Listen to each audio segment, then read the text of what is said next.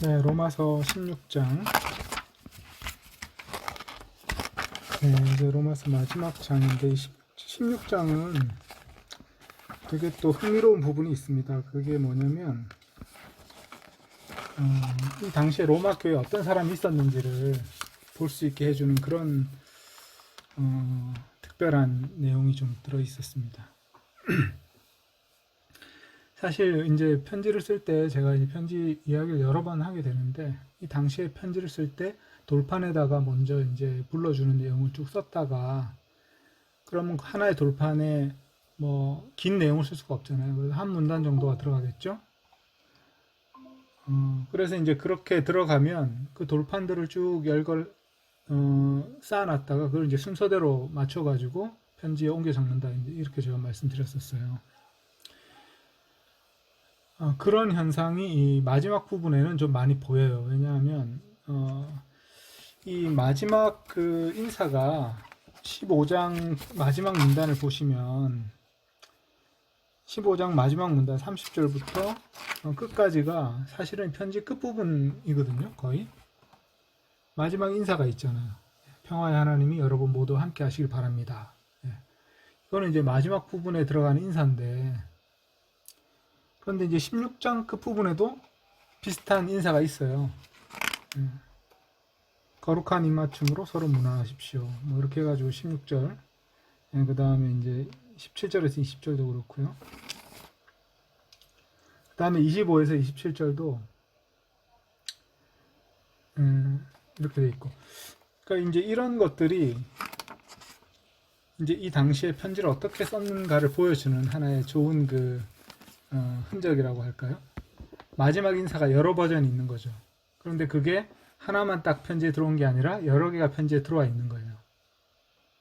그리고 이 편지의 이제 마지막 부분에 덧붙여야 되겠다고 생각한 그 부분이 사람들에게 인사하는 그런 내용입니다. 그게 이제 로마서 16장 내용입니다. 그래서 여기 보면 이제 조금 보면서 어떤 사람들이 있었는지 이름이 많이 나오죠.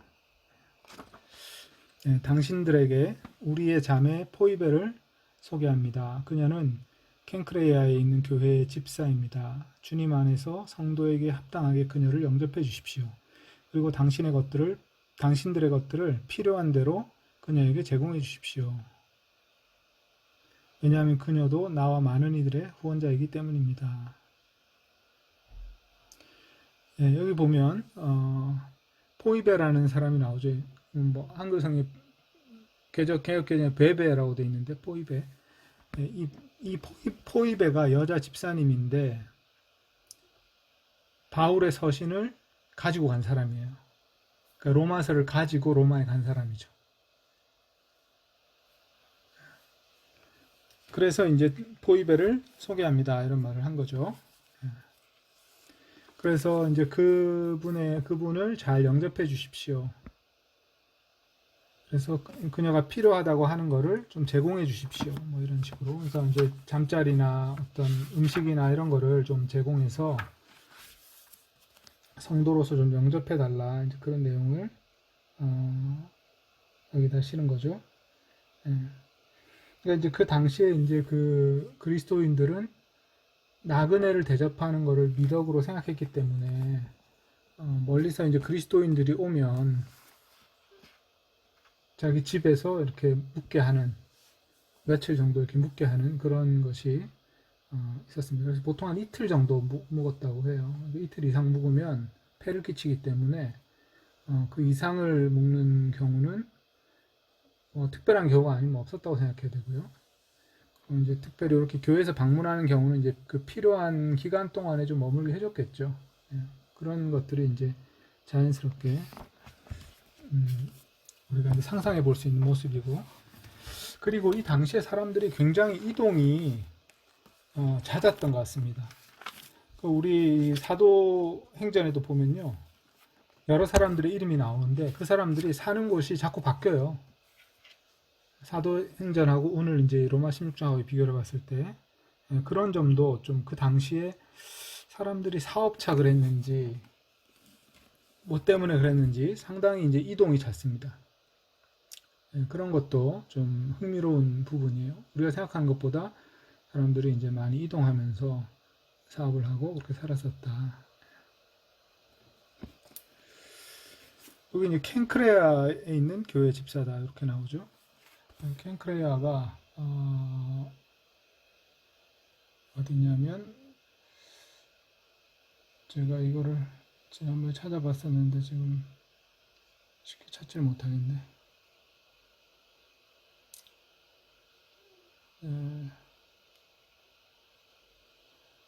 요거는 제가 지금 잘 모르겠는데 한번 여기 어디냐면 고린도 바로 옆에 있습니다. 고린도가 어디냐면 발칸 반도 맨 남쪽에 있는 섬이 있는데 그 섬에 이제 고린도와 켄크레아가 있습니다. 그러니까 켄크레아에 있는 교회의 집사, 고린도가 아주 가까운 곳입니다. 네, 그렇게 이제 아시면 될 것 같고요. 거기에 있는 집사인데 지금 이 바울이 머물고 있는 곳도 고린도입니다. 고린도. 그래서 고린도에서 이 편지를 보냈습니다. 제가 이런 것들 다 찾아봤었는데 지금 또 혹시나 틀릴까봐 약간 걱정스럽네요. 제가 찾아보긴 했는데 다시 한번 제가 확인해 보겠습니다. 혹시 틀리면 안 되니까. 그래서 이 로마서를 쓴 게 57년 이거 고린도에 있을 때입니다. 그게 이제 고린도 바로 옆 도시가 켄크레아고 켄크레아에 있는 집사가 로마로 이제 볼 일이 있어서 이제 이동을 했겠죠. 그 길에 이 로마에 편지를 전해달라 이렇게 해서 편지를 보냈습니다. 네, 제가 지금 방금 확인했고요. 네, 그리고 여기 보면 그녀도 나와 많은 이들의 후원자이기 때문입니다. 이렇게 돼 있어요. 그러니까 여러분이 그녀의 쓸 것을 공급해 주십시오. 왜냐하면 그녀도 나와 많은 이들의 후원자가 되었다. 이렇게 돼 있죠. 그러니까 이제 이 베베도 포이베도 재력이 있었던 그런 여성이었죠. 그러니까 아마 이 당시 여성이 상당히 재력이 있는 여성들이 많았어요. 그러니까 사업가들이 많았어요. 그래서 그런 어떤 사업가 중에 한 사람일 수도 있겠고요. 그리고 나와 많은 이들의 후원자가 되었다. 이 말은 이제 복음을 전하는 바울 선교팀의 어떤 후원자로서 역할을 했다. 이제 그렇게 볼 수 있습니다. 그리고 물론 이제 그 동네에 방문하는 그리스도인들을 대접하고 자기 집에서 재우고 뭐 그렇게 하는 그런 일도 했었겠죠. 예. 그다음에 3절 프리스카와 아퀴라스라고 되어 있죠. 브리스길라와 아굴라라고 이제 성경에 나오죠. 이 프리스카와 아퀴라스는 그리스도 예수 안에 내 동역자들, 그리스도 예수 안에 내 동역자에게 무난합니다. 그들은 나의 목숨을 위해 자신들의 목을 내놓았습니다. 그들에게 나 혼자만 감사하는 것이 아니라 모든 이방인들의 교회들이 감사하고 있습니다. 그리고 그들의 집에서 모이는 교회에게도 무난합니다. 자, 이 브리스길라와 아굴라는 사도행전 18장에 나오는데요. 이 사람들이 또 그때 이제 아마 고린도에서 사도행전 18장 여기가 18장 2절 바울이 아덴을 떠나 고린도에 이르러 아굴라라 하는 본도에서 난 유대인 한 사람을 만나니 클라우디아가 유대인을 명하여 로마에서 떠나라 한 고로 그가 그 아내 브리스길라와 함께 이달리아로부터 새로 온지라 바울이 그들에게 감해 생업이 같음으로 함께 살며 일을 하니 그 생업은 천막을 만드는 것이더라. 그러니까 브리스길라와 아굴라라고 이제 되어 있는데 요 두 사람은 원래 로마에 살았는데요. 로마에 살았는데 그 당시에 그 글라우디오 황제라는 사람이 AD 49년에 유대인들이 다 로마를 떠나라는 그런 어떤 칙령을 내립니다. 그래서 이 사람들이 거기서 멀쩡히 살고 있다가 떠나가지고 고린도까지 온 거예요. 고린도에서 뭘 했냐? 천막을 만드는 사업을 한 거죠. 천막을 만들어서 파는 어떤 그런 일을 한 거죠. 그리고 이 사람들은 고린도에서 같이 이제 바울과 함께 머물러 있다가 18장 보면 바울은 더 여러 날 머물다가 형제들과 작별하고 배 타고 수리아로 떠나갔어요. 수리아는 이제 저쪽 레바논 지역을 말합니다. 그러니까 예루살렘 이쪽이죠. 예루살렘 북쪽. 브리스길라와 아굴라도 함께 가더라 이렇게 돼 있어요. 그래서 이제 이 브리스길라와 아굴라도 바울과 함께 수리아 쪽으로 같이 여행을 떠났다는 걸로 봐서 이 사람들도 상당히 재력을 가지고 이동을 하면서 비즈니스를 할 수 있었던 그런 이제 사람들. 본래 어떤 비즈니스는 로마에 있었겠죠. 그러니까 다시 이제 얼마 후에 다시 로마로 돌아가서 살고 있었던 겁니다. 그리고 그 집에서 브리스길라와 아굴라의 집에서 교회가 모이고 있었다 이렇게 돼 있죠. 그러니까 이 당시에 그 주택 구조를 보면 그 주택이 아무리 커도 한 30명 이상이 모이기는 어려웠을 거예요. 그래서 이 가정교회라는, 그러니까 이 당시에는 가정에 모이는 교회를 가정교회라고 했겠죠. 가정교회들이 그 규모가 30명이 넘어가기는 어려웠을 거다 이렇게 봅니다. 그래서 어느 지역의 교회든 30명 이상이 모이기는 어려웠고, 모이더라도 이렇게 흩어져서 다 모여야 되는 거죠. 이쪽까지서 모이고 저쪽까지서 모이고 이렇게. 그러니까 교회들이 어떻게 모임을 가졌는지를 우리가 상상해 볼 수 있습니다. 브리스킬라와 아굴라 가정에서 이렇게 모였다. 그들은 나의 목숨을 위해서 자신들의 목을 내어놓았다 이렇게 되어 있는데요. 이건 어떤 사건인지 정확히 알 수는 없는데 바울 사도가 고린도에서 상당히 위험에 처했었거든요. 그때 아마 이 두 사람이 상당히 자기들의 어떤 위험을 무릅쓰고 도왔을 것이다 이렇게 우리가 생각해 볼 수 있습니다. 자, 그 다음에 5절에 그리고 그들의 집에서 모이는 교회에도 문안합니다. 에파이네토스 나의 사랑받는 자에게 문안합니다. 그는 그리스도께 들어온 아시아의 첫 열매입니다. 그러니까 에파이네토스도 이 사람도 지금 로마에 가서 지내고 있지만 사실은 아시아의 첫 열매다. 그러니까 아시아 지역에, 아시아라고 하면 이제 지금의 어떤 터키 쪽이고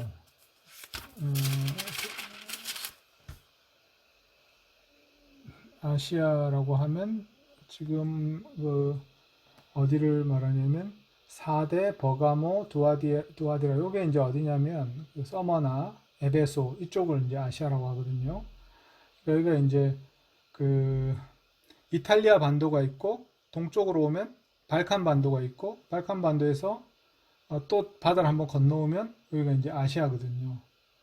그래서 지금 이제 에베소 근처 그쪽이 이제 아시아입니다. 그래서 여기는 그 우리 요한계시록 공부할 때 아시아 7교회에게 보낸 편지에서 그쪽이 이제 그 7교회가 나오잖아요. 그죠? 물론 이 아시아는 이제 우리가 살고 있는 이 아시아는 아니고 그 유럽에서 넘어와서 그 지금 터키가 아마 이 지역을 점령하고 있죠. 터키의 땅이죠. 그 지역을 이제 아시아라고 합니다. 소아시아라고도 하고. 예. 거기에서 이제 전도를 받았던 사람인 거죠. 바울 사도가 에베소 이쪽 근처에 머물고 있을 때 전도를 해서 믿게 된 그런 아시아의 첫 열매다 이렇게 말합니다. 에파이네토스라는 사람이. 그도 근데 로마에 가 있었던 거죠. 그러니까 과거에 이제 바울 사도가 전도하면서 다니던 그 지역에서 만났던 사람들이 이제 로마에 많이 가서 살고 있는 겁니다. 그 다음에 6절 마리아에게 문안합니다. 그녀는 당신들 위해 많은 수고를 하였습니다. 마리아는 누군지 우리가 뭐 더 자세한 정보는 없어요. 마리아라는 이름은 이제 유대인의 이름이란 걸 우리가 알 수 있죠. 미리암에서 나오는 거죠. 그래서 유대인식 이름이고 그 다음에 여성이라는 거 외에는 우리가 뭐 자세히 알 수 있는 정보가 없습니다.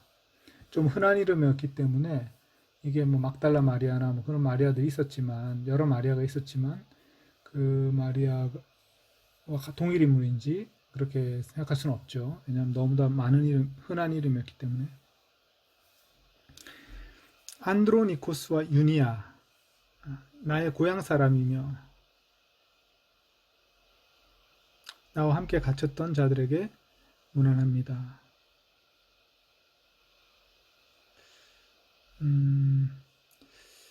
이거 지금 제가 16장을 제가 고쳤는데 이게 안 고쳐진 버전이 들어가 있는 것 같네요.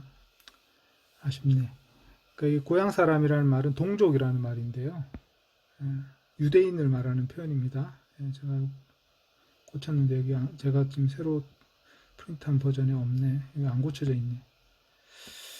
네, 어쨌든 네, 요 안드로니코스와 유니아 그 사람들은 유대인이죠.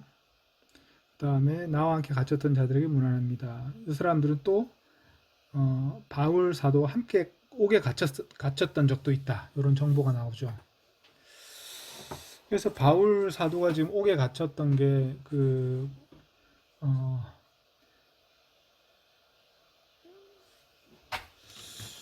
이것도 제가 지금 공부한 지 오래돼가지고 이게 정확하게 지금 다 생각이 안 나네. 함께 갇혔던 곳이 어디서 갇혔던 것이냐? 제가 한번 이것도 찾아보겠습니다. 왜냐면 바울 사도가 몇 번 갇혔는데 여기 고린도에서 갇힌 것인지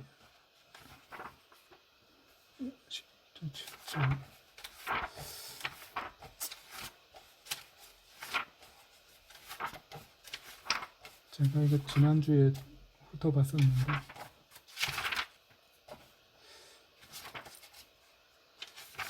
16장 7절에 에베소 감옥에 갇혔을 것이다 이렇게 돼 있네요. 에베소 감옥에.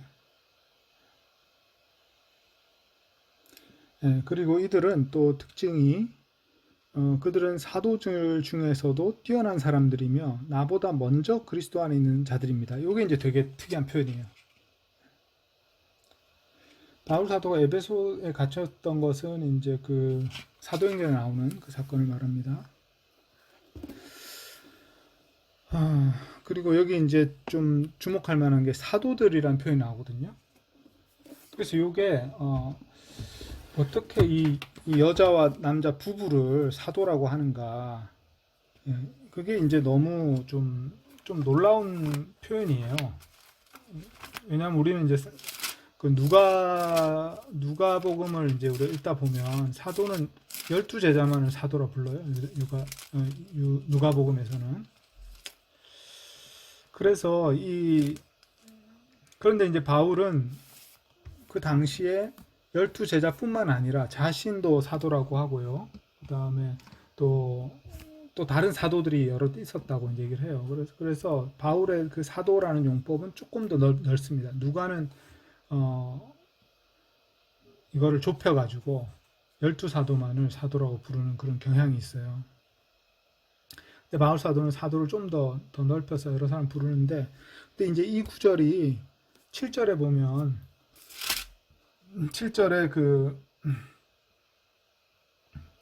개역 개정판 보면 어떻게 되냐면 그들은 사도들에게 존중이 여겨지고 이렇게 번역이 됐는데, 이제 사도들에게 존중이 여겨진다 이렇게 번역을 했어요. 왜 이렇게 번역을 했냐면 사실은 이 번역은 좀 틀린 번역이에요. 그런데 탁월한 사도들이다, 이렇게 사도들 중에 뛰어난 사람들이다 이렇게 이제 번역을 해야 정확한 번역인데, 그런데 그렇게 이해하기는 조금 사도의 개념이 헷갈려 버린 거죠. 그래서 사람들이 이상하다 생각해서 이거를 사도들에게 뛰어나다고 인정받은 사람들이다 이렇게 번역을 해버린 거예요. 근데 이제 그런데 사실은 이 두 사람도 사도 바울의 관점에서는 사도들이었던 거죠. 그럼 이 사람들이 어떻게 사도들이었나, 이제 그거는 좀 생각해 봐야 되는데, 그거는 아마 나보다 먼저 그리스도 안에 있던 사람들이라고 하니까, 사도 바울이 이제 지금 AD 57년에 이걸 쓰고 있거든요. 근데 이제 예수님을 믿게 된 게 아마 AD 한 30년 될 거잖아요. 예수님 돌아가시는 그 직후에 예수 믿었으니까 AD 한 30년에서 35년 그 사이라고 이제 생각하면, 그럼 이 사람들은 벌써 한 20년 전에 그리스도를 알고 있었다는 거예요. 안드로니코스와 유니아 이 두 부부가. 그러니까 이들은 예수님이 살아계실 때 예수님을 만났던 가까운 제자라는 걸 우리가 알 수 있어요. 그렇게 추측을 해볼 수가 있어요. 사도 바울보다 먼저 예수님 믿었다는 거는. 그래서 이들은 아마 72 제자 중에 일원이 아니었겠는가, 이제 그렇게 추측을 해볼 수 있습니다. 그리고 그 72 제자들이 예수님과 특별하게 이제 가까이 있었던 사람들인데 이 사람들이 예루살렘에서 큰 박해가 났을 때 전 세계로 흩어지거든요. 예, 그때 이제 흩어진 사람들로 예수님의 제자들로서 복음을 전파하며 다녔던 부부일 것이다. 이제 이 정도로 우리가 추측해 볼 수 있습니다. 이 사도라는 표현. 그리고 나보다 먼저 그리스도 안에 있는 사람들이다. 그리고 이들이 이제 로마에까지 와서 예, 사도 바울과 함께 이제 또 그 에베소 감옥에서 갇혔었고 또 로마에까지 와서 같이 교회를 이루고 있는 그런 지금 것을 볼 수 있습니다. 그러니까 이것만 봐도 사람들이 많이 이동하고 있었다는 걸 알 수 있죠. 물론 이제 그 세월이 뭐 한 십수년간이 되니까 그 십수년간에 뭐 이사를 할 수도 있는 건데 이 당시에 이제 로마에서 이렇게 사람들이 이동하면서 거주했다는 것을 볼 수 있는 또 그런 것이기도 합니다. 그 다음에 이제 암필라토스 주님 안에서 나의 사랑받는 자에게 문안합니다. 우르바노스 그리스도 안에서 우리의 동역자 그리고 스타키스 나의 사랑받는 자에게 문안합니다. 아펠레스 그리스도 안에서 검증된 이에게 문안합니다. 검증된 이라는 말은 그 테스트를 했는데 통과했다 뭐 이런 뜻인데 그러니까 이 사람은 뭔가 이제 정말 믿을 만한 그리스도인이다 이런 표현이겠죠. 자, 혹시 뭐 여기 10절까지 해서 좀 궁금하신 거 있으세요?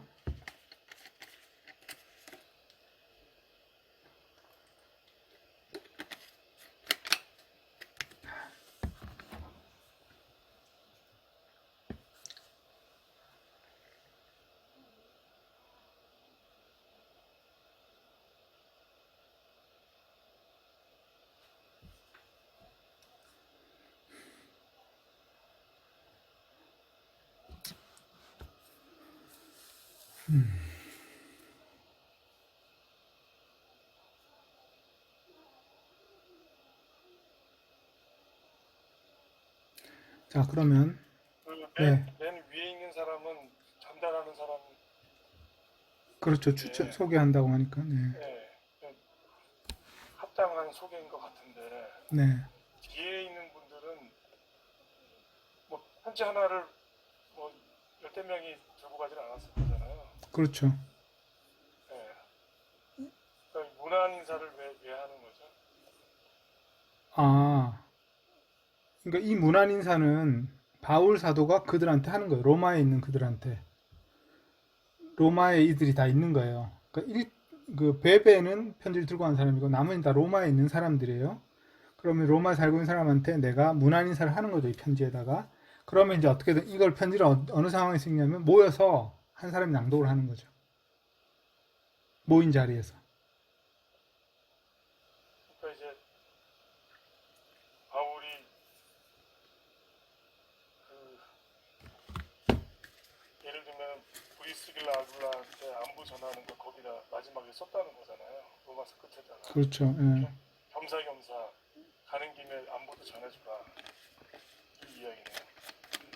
아, 그런 게 아니라 지금 브리스길라와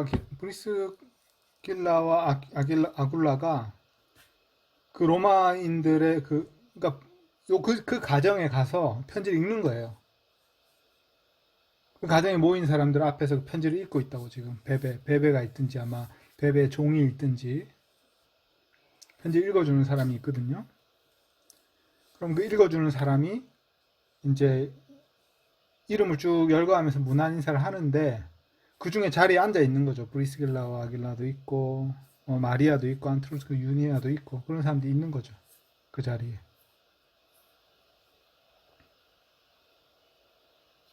그러니까 이제 저는 이 사람들을 이렇게 명명하는 게 네. 뭔가 많은 사람들 앞에서 이 사람들을 이렇게 좀 우대해 주는 거. 아, 그런 그러니까, 의미가 예, 있을까? 네. 예, 그런 걸로 생각하셨어요. 그러니까 이런 장면들이 다른 데도 좀 있었던 것 같거든요. 음, 사실에. 음, 예, 그래서 이제 다른 사람들한테 브리스길라 아굴라가 되게 훌륭하다. 네. 뭐, 그렇죠. 네, 그런 내용이 있죠. 안드로니코스가 훌륭하다. 뭐 이런 얘기를 하려고 하는 게 주 목적이 아니었나 어, 생각을. 예, 네. 그러니까 이게 그 당시에는 일단은 그냥 인사라고 생각하면 될 것 같고요. 그런 내용도 추가로 좀 자연스럽게 표현되었을 것이다. 그렇게 볼 수 있을 것 같습니다.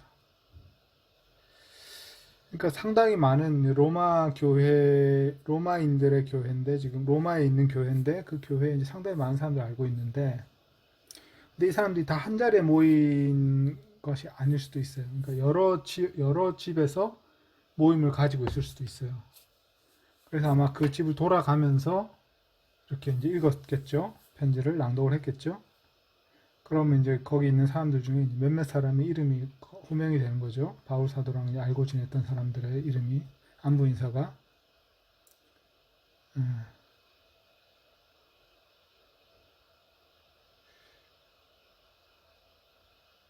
뭐 그런 상황이었을 것 같습니다. 특별히 칭찬하기 위해서 그랬을까? 칭찬, 저도 이제 막 상상을 해봤는데, 저는 이제 이런 상상을 좀 해봤어요. 그러니까 뭐냐면, 이 로마에도 교회가 여러 개가 있었을 것이다. 그리고 이제 서로 조금 알 필요가 있었을 것이다. 이렇게 생각할 수도 있는 거죠. 서로 좀 알아야 될 필요가 좀 있을 수도 있다. 그래서 아펠레스 그리스도 안에 검증된 이에게 문안합니다. 이 말은 짧은 말이지만 아펠레스는 참 좋은 크리스천이다 이렇게 한마디 해주는 거잖아요. 그러니까 이제 아펠레스를 그냥 알던 사람들이 아, 저 사람이 바울 사도한테도 인정받을 만큼 좋은 그리스도인이구나 이렇게 이제 인식하게 되는데 약간 거리가 있는 사람들이 이제 아펠레스 더 잘 이해하게 되는 어떤 그런 상황이 되지 않겠나 좀 상상을 해볼 수 있는 거죠. 100% 옳다고는 할 수 없지만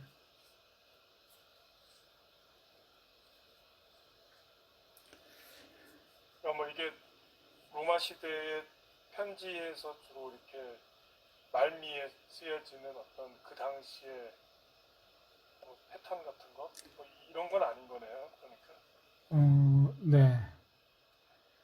편지가 굉장히 다양하게 끝이 나요. 그러니까 우리 바울 서신만 해도 굉장히 다양하게 끝나고요. 그다음에 요한 1서 이런 거 보면 요한 1, 2, 3서도 상당히 다양하게 끝나고 어떤 거는 그냥 인사도 없이 끝날 때도 있어요, 편지가. 그렇기 때문에 편지라는 게 그냥 말하듯이 하는 거고 어떤 형식이 막 되게 타이트한 형식이 있었던 건 아니에요. 그냥 자기가 하고 싶은 말을 하면 돼. 근데 이제 앞부분에 아주 간략한 인사하고 끝에 보통 인사를 하긴 하죠. 근데 어떤 경우는 진짜 인사 없이 딱 그냥 끝나버리는 경우도 있어요. 그걸로 이제 약간 어떤 극적인 효과를 주는 그런 경우도 있거든요. 그래서 이게 어떤 꼭 정해져 있는 형식이라고 볼 수 없고 특히 이렇게 여러 사람 이름이 나열되는 거는 그런 편지는 거의 없죠. 왜냐하면 이제 한 사람이 이렇게 집단에게 이렇게 편지를 보내는 경우가 많이 없는 경우이기 때문에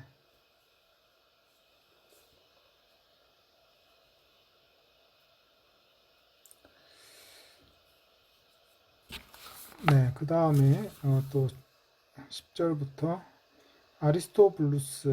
아리스토블로스 집 사람들에게 문안합니다. 헤로디온 나의 고향 사람에게 문안합니다. 고향이랑은 동족을 말한다 그랬죠. 주님 안에 있는 나르키소스 집 사람에게 문안합니다. 트리파니아와 트리포사 주 안에서 수고한 이들에게 문안합니다. 페르시스 사랑받는 이에게 문안합니다. 그녀는 주님 안에서 많은 수고를 했습니다. 루포스 주님 안에서 택함 받은 자와 그의 어머니 곧 나의 어머니에게 문안합니다. 자, 여기 보면 아리스토블로스라는 사람은 헤롯 대왕의 손자인데 이 아리스토블로스 집 사람들이라는 말은 무슨 말이냐면요. 아리스토블로스가 귀족이거든요. 유대인 귀족인데 로마에서 살았어요. 그런데 이제 이 사람이 49년에 AD 49년에 죽었는데 지금 이제 이 편지가 쓰여진 건 AD 57년이니까 그 뒤에 이제 아리스토블로 이렇게 귀족이 그 로마에서 이렇게 죽게 되면 그 귀족 집안의 노예들이 황제 집안에 이렇게 병합되는 경우가 많았다고 해요. 그래서 이제 이 사람들은 이제 아리스토블로스 집 사람들이라고 말하는 거는 뭐냐면 아리스토블로스의 종들이었겠죠. 그런데 지금은 이제 다른 귀족 내지는 황제를 섬기는 그런 어떤 종들로 지금 있는 거예요. 그러나 이제 그 사람들이 이제 아리스토블로스 집 사람들이다 이렇게 불림 받은 거죠. 그러니까 이 사람들은 아리스토블로스의 친척일 수도 있지만 아리스토블로스의 종일 가능성이 더 많다고 합니다. 그 다음에 이제 헤로디온, 이것도 이제 유대식 이름이죠. 나의 동족, 고향 사람에게 문안합니다. 그 다음에 주님 안에 있는 나르키소스, 이 사람은 이제 또 클라우디우스 황제의 측근 중에 나르키소스라는 사람이 좀 유명한 사람이 있었대요. 그래서 나르키소스 집 사람들에게 문안합니다. 이것도 이제 그 알토블로스처럼 나르키소스 집 사람들이라고, 그러니까 나르키소스가 이제 귀족이었는데 이 사람도 이제 이들도 그 집에 속해 있는 어떤 사람들이죠. 그러니까 한 귀족의 집안에 어떤 그룹이 예수님 믿은 거예요. 전부는 아니겠지만 어떤 그 중에 이제 일부 사람들이 예수님 믿었고 그 사람들이 이제 교회 모임에 나오기 시작한 거죠. 그런 거를 우리가 좀 볼 수 있고요.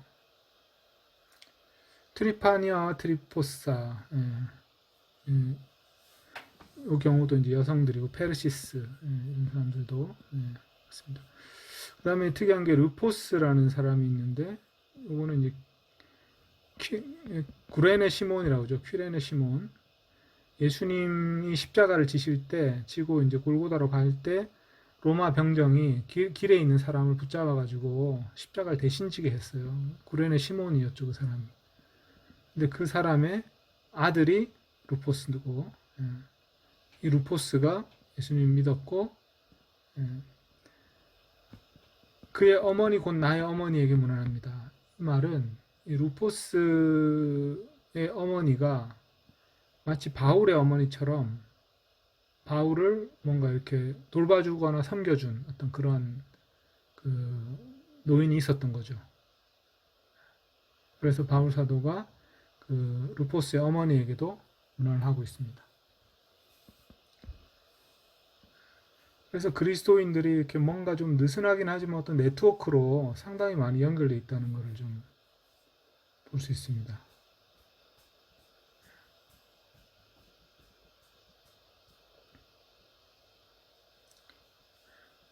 그리고 이제 여기에 보면 이제 귀족인지 아닌지 우리 안 나오지만 주로 이제 종들이 많이 나오죠. 귀족일 수도 있는데 헤로디온 같은 경우 이게 귀족일 수도 있고 아니면 이제 그 헤롯 집안의 여자 종일 수도 있고, 그래서 이제 이런 것들 우리가 정확하게 이름으로는 파악할 수 없지만 귀족에게 쓰이는 좀 이름도 있고 그게 이제 좀 하인들에게 쓰이는 이름들도 있고 좀 섞여 있어요. 그래서 이것들을 보면 그리스도인들이 그 당시에 좀 다양한 사회적 계층이 있었는데 주로 이제 하위 계층이 더 많았죠. 근데 물론 이제 아까 얘기했듯이 여자 사업가들 베베라든지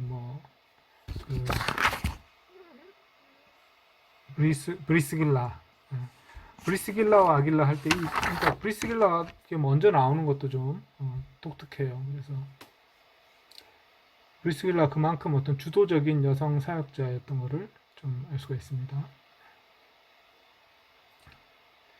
그래서 이제 요거를 이름을 좀 자세히 연구를 해보면 그런 이제 사회적 계층이라든지 조금 이제 좀 다양한 사람들이 섞여 있고 인종적으로도 헬라인도 있고 이제 유대인도 있고 이렇게 좀 섞여 있습니다. 근데 유대인이 좀 많죠.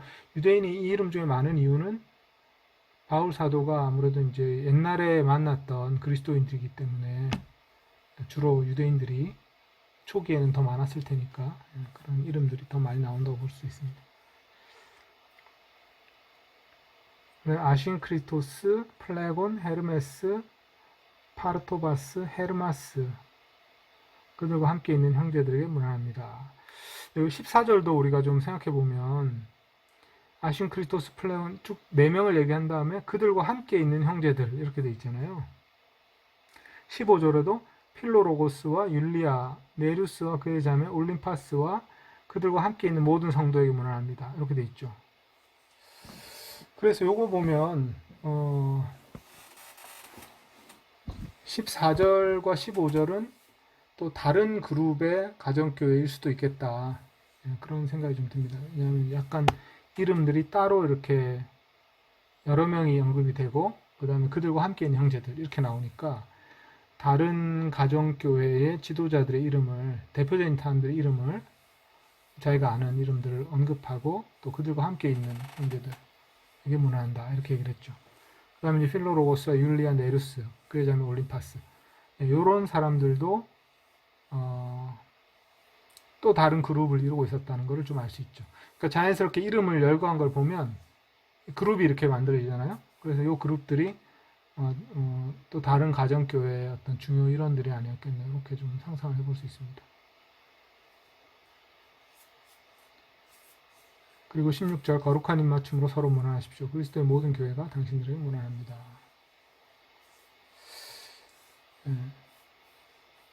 그래서 이제 로마 교회의 모습을 우리가 좀 상상해 볼 수 있죠. 이런 명단을 통해서, 또 이름들을 통해서.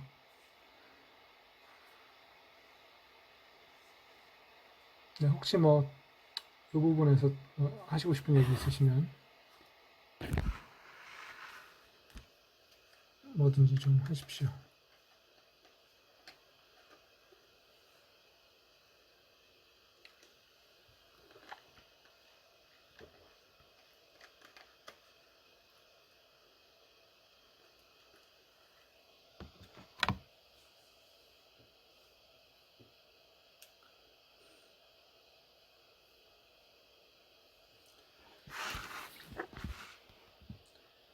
네, 그러면 다음으로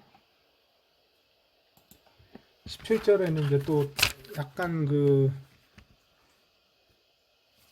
어떤 상황에 맞춘 어떤 권면이 또 나오는데요.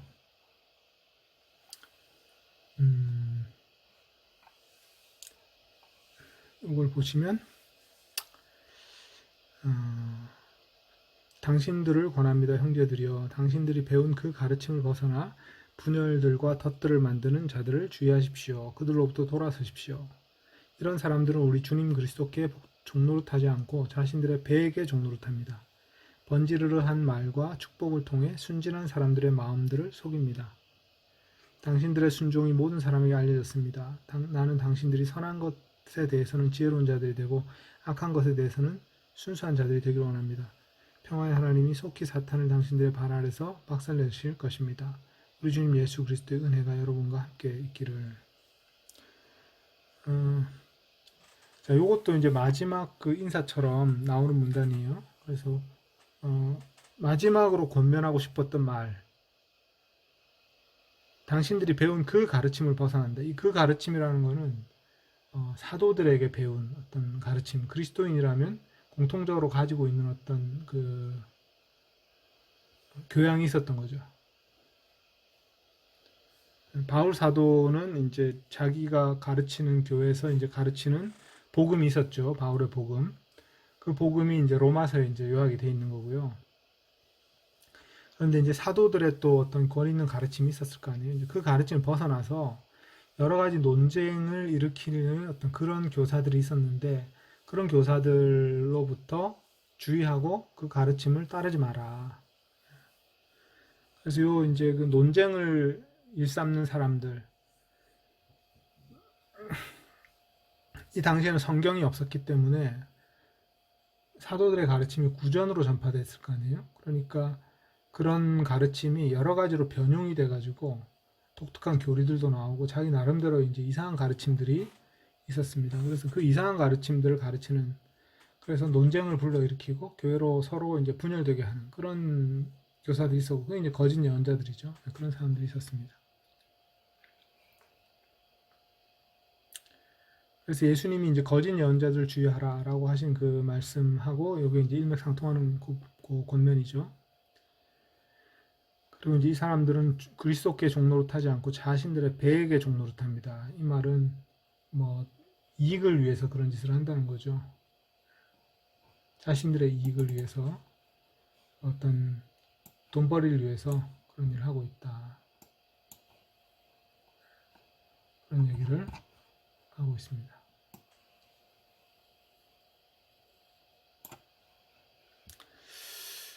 그리고 그 다음에 이제 19절에는 당신들의 순종이 모든 사람에 알려졌습니다. 그 다음에 선한 것에 대해서는 지혜로운 자들이 되고 악한 것에 대해서는 순수한 자들이 되기를 원합니다. 그래서 선한 것에 대해서는 지혜로운 자들이 되라. 그래서 선한 것을 잘 분별해야 되고요. 악한 일에 대해서는 순수한 자들이 되라. 그러니까 악한 일에는 섞이지 말라는 겁니다. 그러니까 악한 생각이나 악한 어떤 그 계획에 마음이 섞이지 마라. 뭐 또는 그런 일을 하는 사람들과 같이 도모하지 마라. 뭐 이런 거겠죠. 예. 그래서 섞여서 뭔가 이렇게 혼합물처럼 이렇게 되지 말고 순수하게 되라. 이런 표현을 썼습니다. 그다음에 평화의 하나님이 속히 사탄을 당신들의 발 아래서 박살내실 것입니다. 요거는 이제 아직은 그렇지 않다는 상황이죠. 그렇지 않은 상황이라는 거죠. 그러나 이제 속히 사탄을 당신의 발 아래서 박살내실 것입니다. 이건 미래형인데 사탄이 지금도 활동을 하고 있습니다. 그런데 속히 하나님이 당신의 발 아래서 사탄을 박살내실 것이다. 이런 표현을 썼습니다. 사도 바울이 사탄에 대해서 거의 언급을 안 하다가 마지막에 요거 언급을 하는데 이 사탄은 이게 이제 에베소서 6장에 나오죠. 에베소서 6장. 영적 전쟁 주제 나오는 그 주제 나오는데요. 그래서 바울 사도의 복음에서 사탄의 위치는 그렇게 대단한 위치는 아니에요. 그렇게 대단하게 중요한 어떤 주제는 아닙니다. 사탄은. 에베소서 6장에 보면 그러나 이제 거기서 영적인 싸움을 싸울 때 어떻게 싸워야 된다 이런 내용이 나오면서 사탄이 나오는데 사탄에 대해서 우리가 알아야 될 것은 이런 겁니다. 사탄은 직접 역사하는 것이 아니라 사람들의 배후에서 사람들을 조종해서 역사한다. 이게 이제 좀 중요한 거죠. 사탄이 직접 어떤 그 영적인 힘을 발휘해서 역사하는 게 아니라요.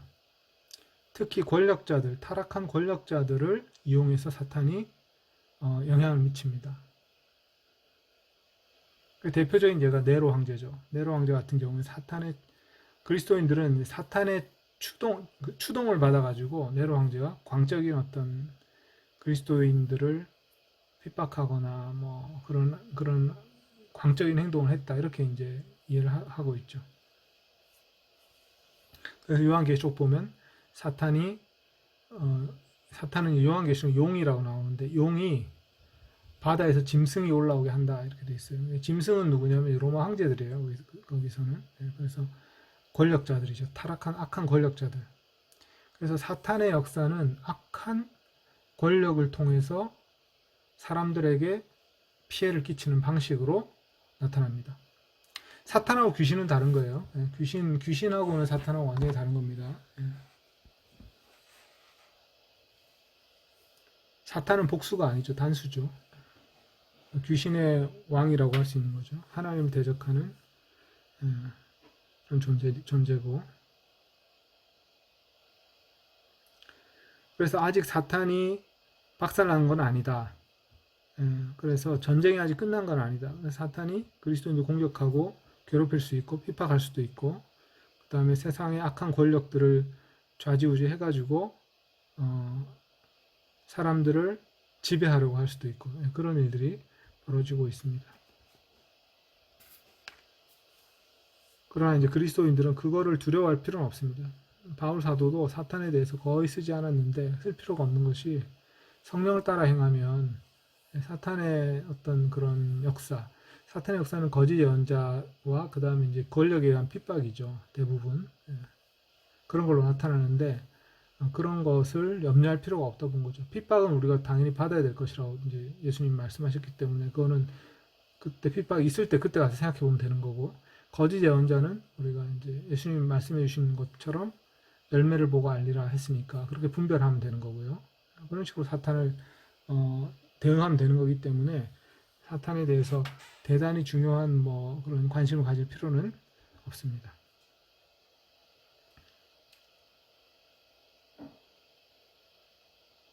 이제 제가 그 얘기를 하는 이유는 사탄에 대해서 너무 지나친 관심을 가지는 그런 분위기도 있기 때문에 그래요. 사탄과 싸워야 된다고 하고 막 사탄을 대적하는 기도를 해야 된다고 그러고 그런 사람들이 있는데 그게 그런 분들의 주장의 요지가 아니라 그런 분들의 주장의 근거를 계속 따지고 들어가 보면 성경적이보다는 되게 경험적이에요. 그래서 경험적인 게 다 나쁜 건 아니지만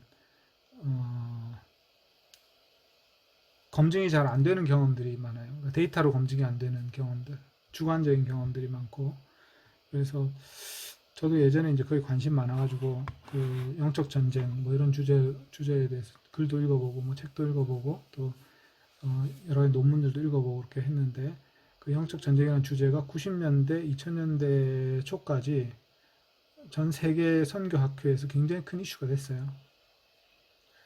그래서 신사도 운동도 이제 그런 데서 발전돼 나온 거죠. 사탄과 영적 전쟁이라는 주제에서.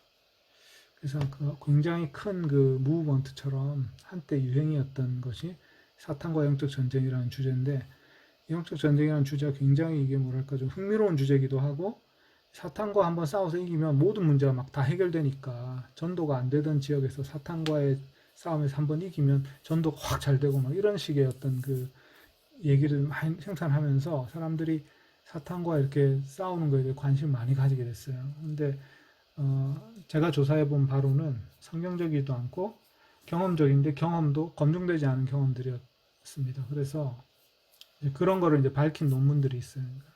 그래서 그런 것들을 보면 별로 이렇게 신빙할 만한 가르침은 아니다 이런 생각이 좀 저는 지금은 그렇게 하고 있습니다.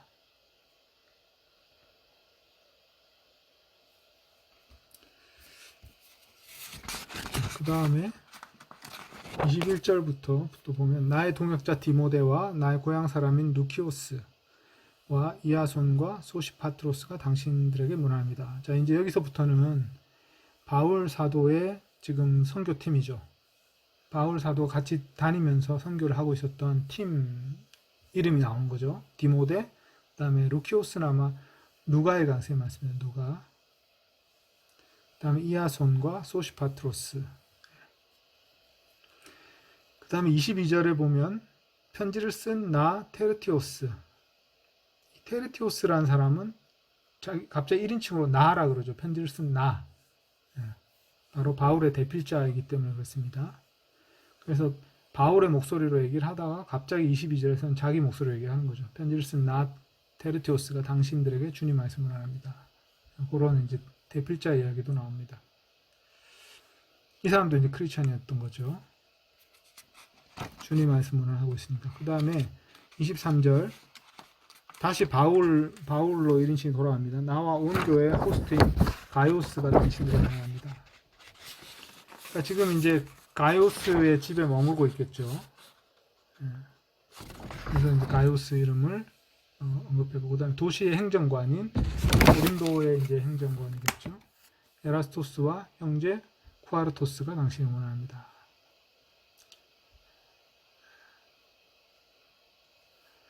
그 다음에 25, 27절은 이거는 어떤 사본에는 나와 있지 않은 꼴입니다. 그래서 어떤 사본에는 이게 없어요. 그런데 이제 상당히 초기 사본에 또 이 부분이 들어있어요. 그래서 이거는 이제 우리 개정 성경에도 아마 안 나와 있을 거예요. 안 나와 있을 텐데 한번 다시 확인해 보겠습니다. 로마서 16장 있네요. 25. 아, 이게 나오네. 네. 어떤 성경에는 이제 이게 뒷부분이 빠져 있는데 25, 27절은 우리 개역개정 성경에 포함되어 있네요. 어쨌든 이게 후대 사본 어떤 사본들은 없고 어떤 사본에 있어요. 그래서 이 부분이 이제 빠져 있는 그런 것도 있고 그렇습니다. 근데 이제 그런 현상이 일어난 이유도 아까 이제 좀 설명했죠. 어떤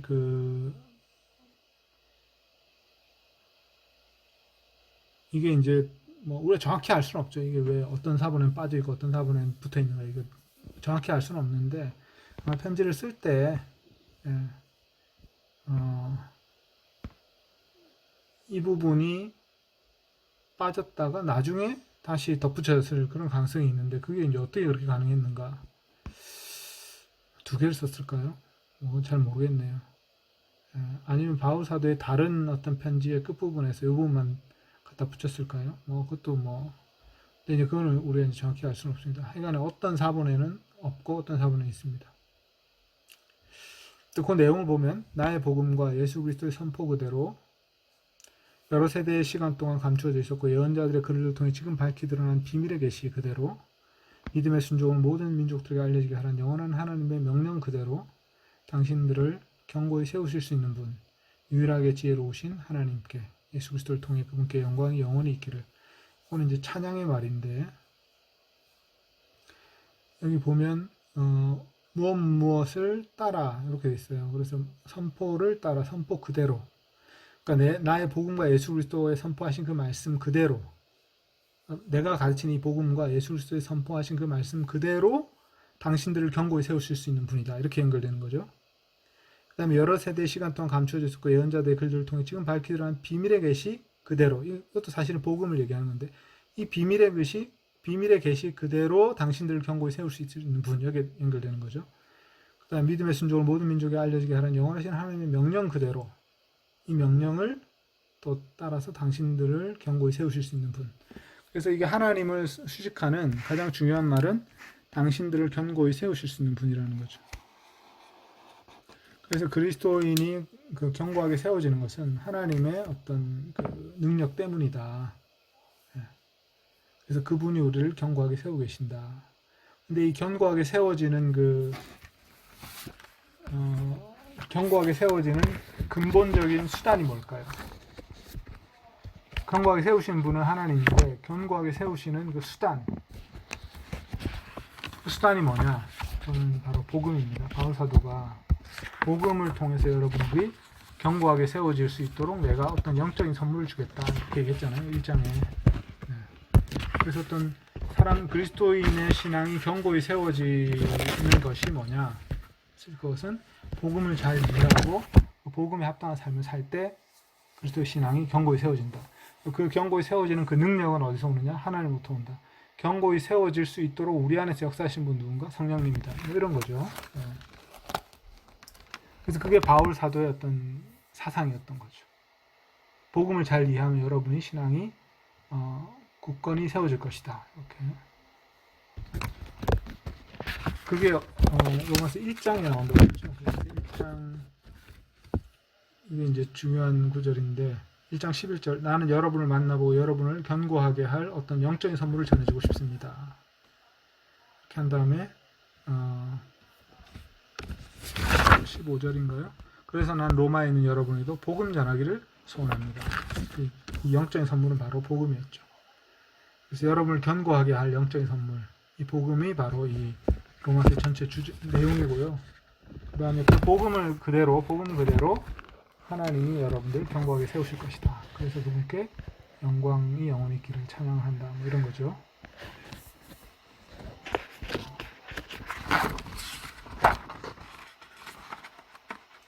자, 이제 로마 16장에서 뭐 좀 하실 말씀 있으면 좀 얘기하시죠.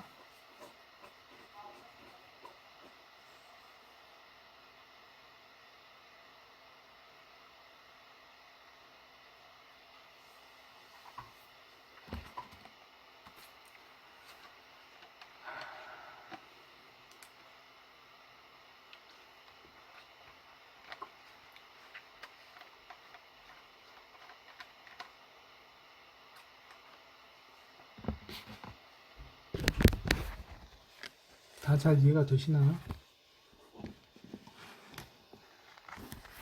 10절에 네. 사탄이 박살나는 거는 그 심판 때 얘기하는 건가요? 그런 것 같죠? 왜냐하면 여기서 이제 정확한 그 시점을 얘기한 건 아니니까 속히 사탄을 당신들 발에서 박살내실 것이다.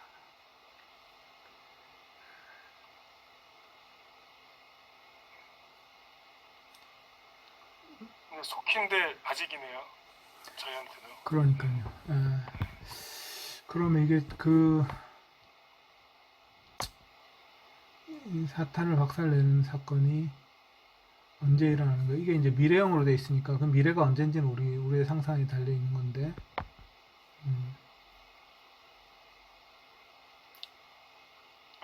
아직 박살난 건 아닌 거잖아요. 어쨌든. 그렇죠. 네, 왜냐하면 사탄이 히틀러를 통해서도 열심히 일을 했고, 그 외에도 이제 여러 악인들을 통해서 사탄이 역사를 했죠. 그러니까 우리 사탄의 역사를 생각할 때 그런 그 전 세계적인 권력을 가진 사람들 있잖아요.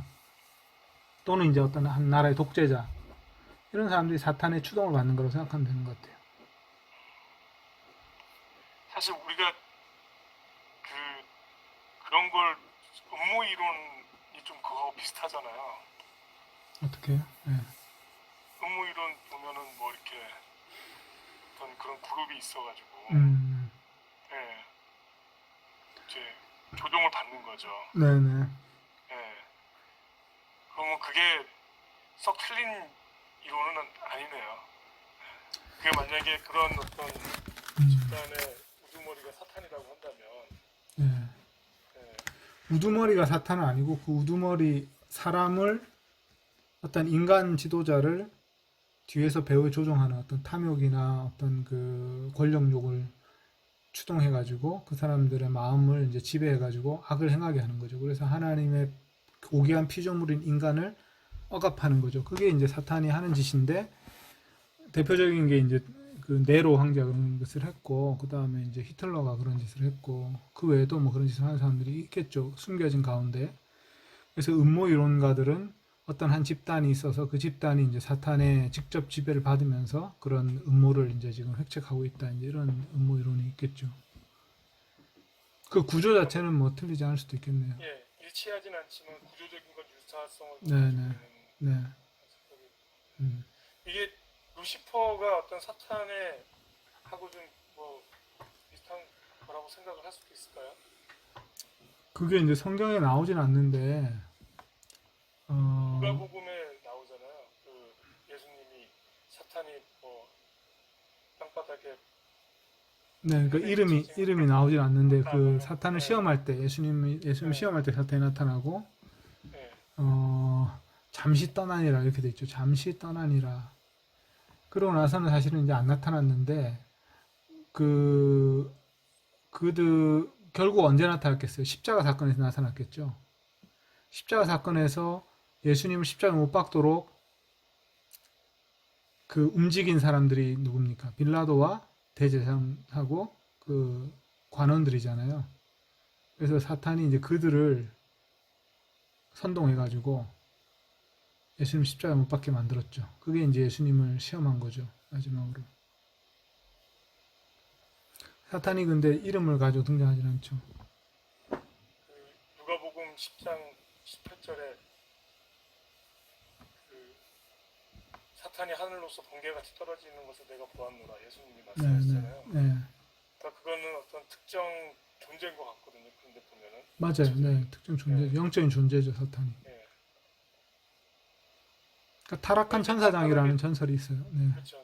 번개같이 떨어지면서 이 땅에 사탄이 오게 돼서 사탄이 이 땅에서 힘을 발휘하게 되는 걸로 봐야 되나요? 아니요. 꼭 거꾸로예요. 그러니까 사탄의 권세가 어느 정도 결정적으로 깨지는 걸 얘기하는 거예요. 그 순간이. 아, 미래의 심판 때 깨지는 거를 그 예언하신 건가요? 아니에요. 그러니까 어떤 지금 사탄의 권세가 상당히 많이 망가진 거죠. 복음 전파 때문에. 그래서 그때 70위 제자가 전도를 하고 돌아왔을 때일 거예요. 그 장면이. 그때 이제 사탄이 이제 하늘에서 떨어진 걸 보았다. 예수님 그렇게 말씀했는데 하늘이라는 거는 천사들을 조종하는 어떤 그 장소를 얘기하는 거거든요. 천사들이 보통 하늘에서 이제 별들을 움직이고 그 별들을 움직임으로써 민족들의 어떤 지도자들을 움직이는 어떤 그런 걸 천사들이 했다고 그 당시 세관에서는 믿고 있었어요. 근데 하늘에서 쫓겨났다는 거는 그런 권세 자리에서 사탄이 쫓겨났다는 걸 말하죠. 복음 전파가 시작되면서.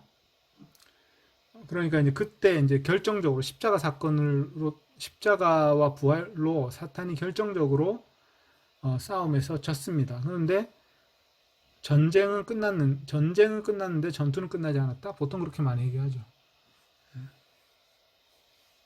그래서 전쟁은 끝났는데 사탄의 졸개들이 아직도 이제 그런 짓을 하고 있고 때로는 이제 상당히 꽤 세력이 규합이 돼가지고 상당히 큰 싸움이 벌어지기도 하고 뭐 이런 일이 벌어지고 있다. 이렇게 상상을 할 수가 있죠. 우리가.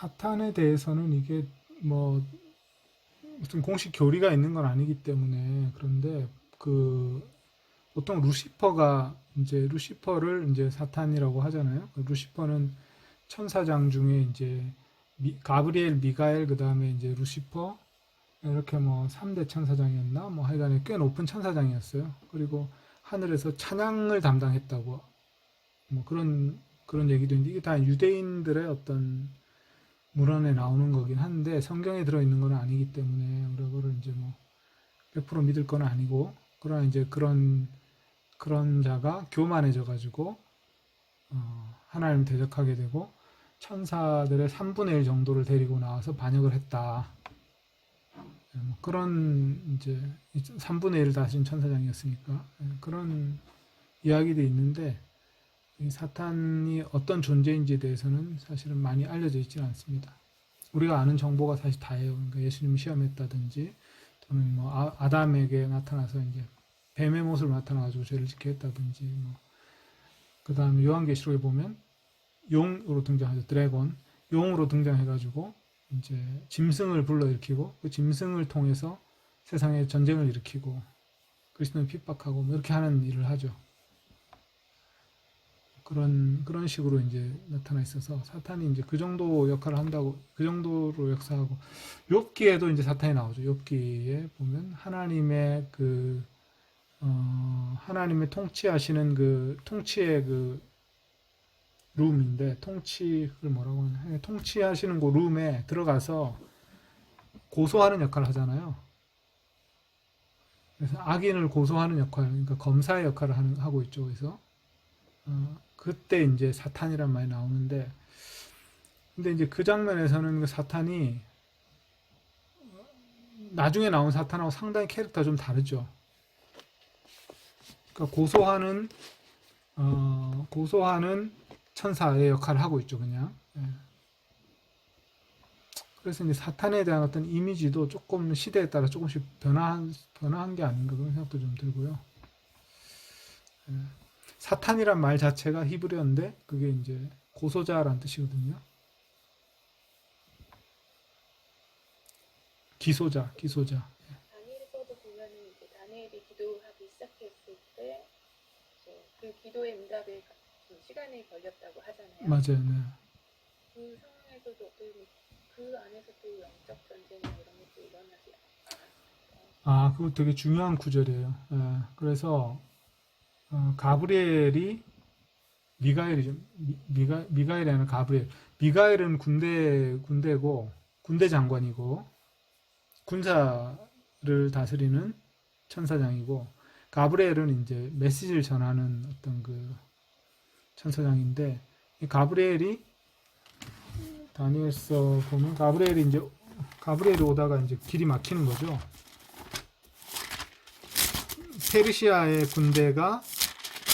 페르시아의 임금이 그걸 가로막았다 이렇게 돼 있을 거예요.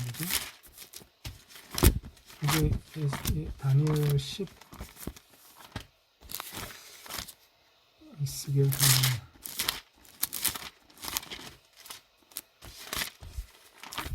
이게 몇 장인가? 10장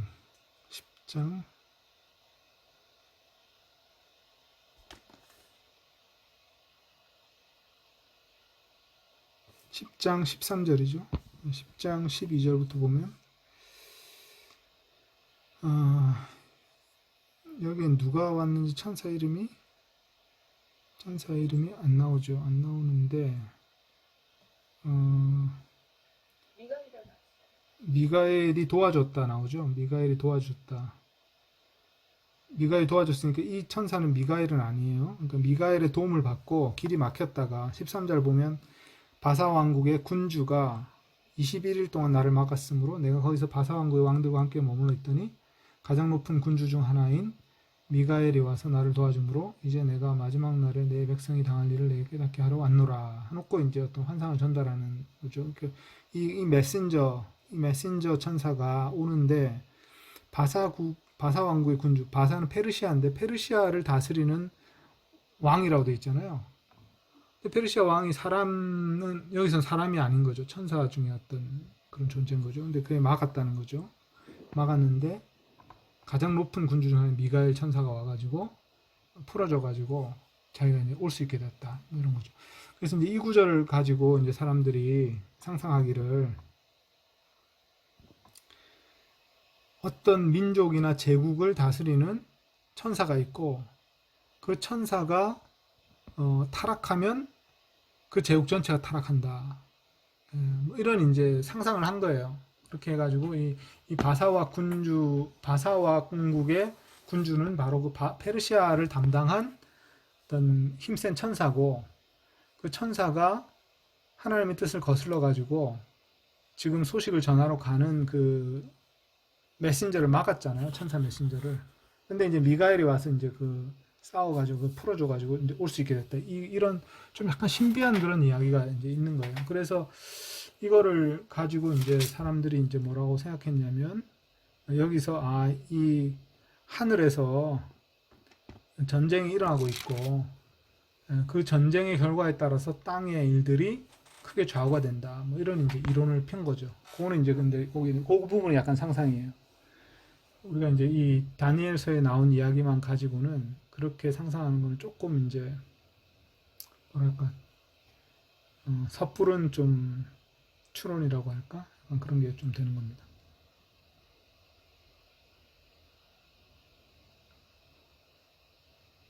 근데 약간 신비하긴 하죠. 하늘에서 그런 일이 벌어지고 있었다는 게.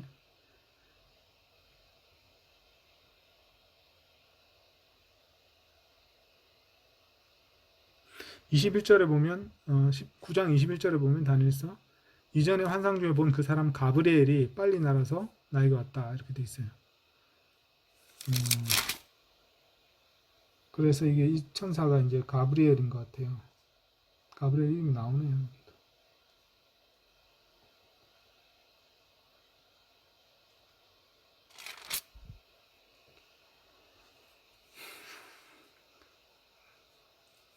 그래서 이 부분 제가 이제 이 다니엘서 10장을 가지고 예전에 쓴 그 논문이 있는데 그 제가 연구한 건 뭐냐면 이제 이 구절을 가지고 지상에 천상에서 어떤 일이 벌어지고 그 천상의 일에 어떤 결과에 의해서 지상의 일에 영향을 받는다라는 이 이론이 성경 해석적으로 좀 건강한 해석인가 이제 그걸 가지고 이제 제가 연구를 해가지고 좀 논문을 썼었는데 제가 이제 자세히 살펴보니까 그렇게 그 결론 짓기에는 이게 좀 여러 가지 좀 문제점이 있다는 것을 좀 알게 됐어요. 그러니까 이 다니엘서 자체가 일종의 이제 묵시문학이거든요. 그래서 이제 이 묵시문학은 요한계시록처럼 언어가 조금 일상적인 언어랑 조금 다르다는 거 그런 것도 좀 고려해야 되고 그 다음에 천상에서 그런 일이 벌어졌다고 해서 그것이 지금도 그러면 이제 사람들이 이제 그거를 확대 해석해가지고 이렇게 생각하는 거죠. 그러니까 유대인들은 그렇게 생각하는 사람들이 있었어요. 유대인 중에서는. 그러니까 모든 민족마다 그 민족을 다스리는 천사를 한 명씩 다 세워둔 거예요. 하나님이. 그래서 그 천사들이 그 민족을 다스리는데 그 천사가 직접 이제 세워서 이제 다스리는 왕이 있죠. 왕과 함께 이제 그 천사가 그 어떤 민족을 다스리는 거예요. 한 민족을.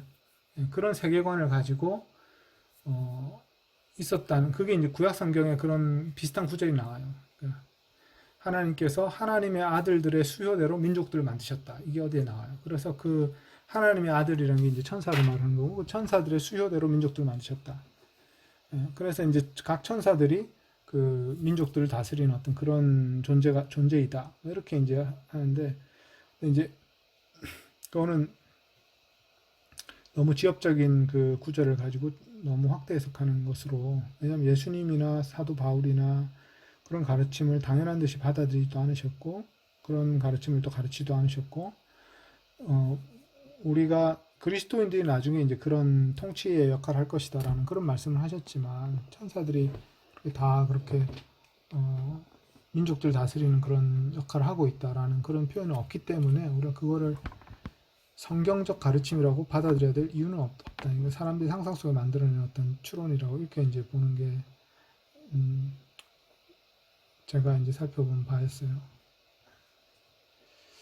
그래서 거기서 지나치게 나가서 지상에서 기도를 함으로써 하늘의 천사들의 영향을 줄 수 있고 그 영향을 주는 만큼 지상에서 어떤 변화가 일어날 수 있다. 이런 이론이 저는 좀 그렇게 되면 좋을 수도 있겠지만 사도 바울이 가르치는 영적 전쟁하고는 상당히 다른 종류의 영적 전쟁을 하게 돼요.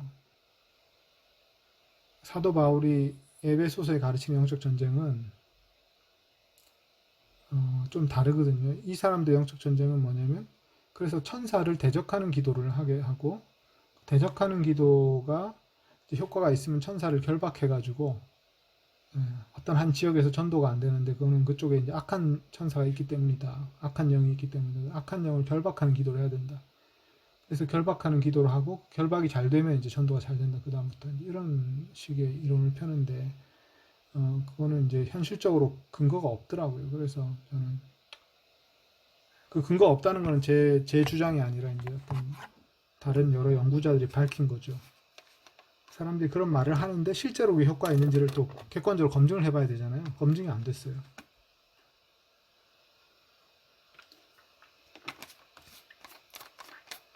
너무 다른 주제로 자꾸 나가고 있어서 절제를 하게 됩니다.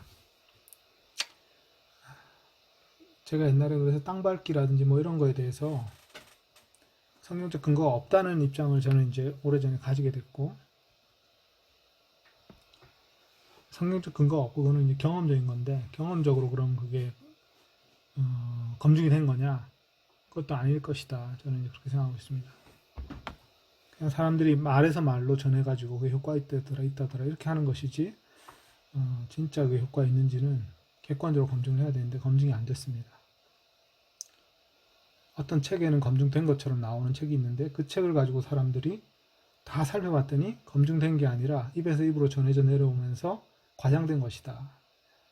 그런 게 밝혀졌어요. 그러니까 한 마을에 복음을 전하기가 너무 어려웠었는데 그 지역의 영을 결박하는 기도를 하고 그 지역의 죄를 대신 고백하고 뭐 이런 거 했더니 그 다음에 전도 잘 됐더라. 뭐 이런 전설이 있어요. 근데 그 전설을 실제로 누군가 다 추적해 봤더니 사실이 아니었던 거죠. 이런 경우도 있었어요. 브라질하고 아르헨티나 국경에 있는 어떤 뭐 도시가 있었는데 한쪽은 전도가 안 되고 길을 딱 건너면 전도가 잘 된다는 거예요. 그래서 이쪽 길에 있던 사람들을 반대쪽 길로 딱 데려와가지고 전도를 하면 복을 믿는다는 거예요. 그 이유가 뭐냐 했을 때 이쪽에는 그 지역을 장악한 영이 힘이 약하고 이쪽은 힘이 세다는 거죠. 그래서 힘이 약한 쪽에 데려와서 전도를 하면 전도가 잘 되더라. 그런 게 책에 나왔다니까요. 그래서 그걸 그냥 믿으면 아 진짜 그런가 보다 이렇게 하는데 그게 다 검증이 안 된 입에서 입으로 전해 내려오는 어떤 그 검증 안 된 이야기들이었다는 게 나중에 밝혀졌어요. 10대로 그걸 추적해 본 사람들이 있었거든요. 그래서 그런 몇 가지 사례들을 제가 이제 듣고 나서는 그게 이제 그런 논문들이 발표가 됐어요. 그러고 나서는 이제 영적 전쟁 이론은 지역영에 대한 싸움 이런 거는 저는 이제 안 받아들이는 걸로 이렇게 입장을 정했습니다. 그거에 관해서 2000년 정도에 로잔 신학 분과에서 양쪽에서 논문을 발표해가지고 서로 토론하는 적이 있었어요. 제가 그 논문들을 다 읽어봤거든요. 양쪽에서 발표한 논문들을. 거기는 결론 내지 않았지만 양쪽 논문들을 읽어보면 한쪽은 좀 신빙하기 좀 어렵다. 저는 이제 그렇게 판단을 내렸습니다. 그래서 사탄에 대해서는 사람들이 굉장히 많은 이론들을 내고 있지만 성경이 너무 많은 얘기를 하고 있지 않기 때문에 우리도 사도 바울이나 예수님이 가르치신 그 내용을 넘어서서 너무 많은 것을 알거나 믿으려고 할 필요는 없다. 안 믿어도 잘 사라지니까 그런 생각을 하게 됐습니다.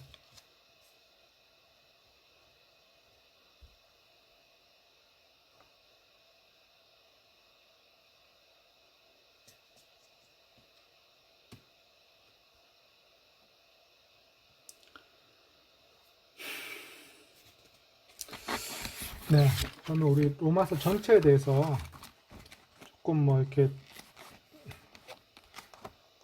전체를 한번 돌아보면서 나누고 싶은 얘기가 좀 있으시면 나누시고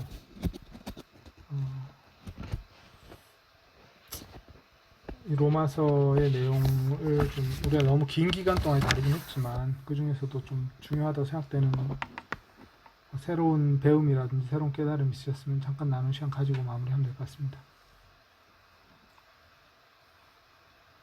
저는 8장에서 네, 그 죽음의 의미, 그 죽음의 두 가지 네, 네, 뜻에 대해서 알려주시는 부분이 저한테는 되게 새로운 가르침이었고, 그래서 이제 그걸 개인적으로 적용해 볼 때 계속 반복되는 죄 안에서 혼란스러울 때가 있었는데, 분리로서의 죽음에 대한 그 개념을 이해하고, 네, 그리고 나서 굉장히 그 행위에 대해서 제가 행동하는 것에 대해서 좀 더 자유함을 얻었던 것 같아요. 네, 그 네. 부분이 저는 네. 네, 그러니까 사나토스와 네크로스 제가 이제 설명을 사나토스는 이제 죽음인데 그거는 이제 근본 개념이 분리라는 거죠. 생명으로부터의 분리. 예. 그러나 이제 사나토스는 죽음이지만 네크로스는 이제 완전 시체가 된 상태. 그래서 완전 생기가 다 빠져나간 상태죠. 근데 이제 우리가 네크로스는 아직 아니지만 사나토스는 확실히 일어난 그런 상태에 살고 있다는 건데 네, 우리의 신분이 하나님께 연결되었기 때문에 죄에 대해서는 죽었고 하나님께 대해서는 살았다 이런 표현이 이제 가능한 거죠. 그래서 이제 그게 타나토스가 나오고요. 그 다음에 네크로스는 우리가 아직 네크로스 하지 않기 때문에 네크로스 한 것으로 여겨라 이렇게 하는 표현이 나오죠. 그게 이제 중요한 개념이고 어쨌든 그 두 가지 개념이 구분되면 상당히 많은 문제가 해결됩니다. 유진대가 말씀하신 것처럼. 죄인인 동시에 의인이다. 그 말씀도 되게 이해하는 데가 있습니다. 네네. 그것도 주의해야 될 게 죄인인 동시에 의인이라는 게 이게 본질적으로 두 가지 신분이 있다 이런 뜻은 아니라는 거죠. 네, 그건 아닙니다. 우리는 죄인이냐 의인이냐 물어보면 의인인 거죠. 그러나 우리가 몸에 죄의 습관이 남아있는 것이고 그 패턴을 깨뜨리는 것이 우리 지금 깨뜨려 나가고 있는 중인데 그 죄의 패턴을 깨뜨리는 방법은 성령을 따라 행하라 그거잖아요. 죄를 깨뜨려라는 게 중요한 게 아니라 성령을 따라 살면 죄는 저절로 깨진다. 요게 되게 중요한 부분인 것 같습니다. 네, 그래서 이제 의도적으로 제 몸을 함께 드려라 하는 네네, 그 부분이 그렇죠. 좀 로마서 12장. 가이드가 되는 그런 네네, 맞습니다.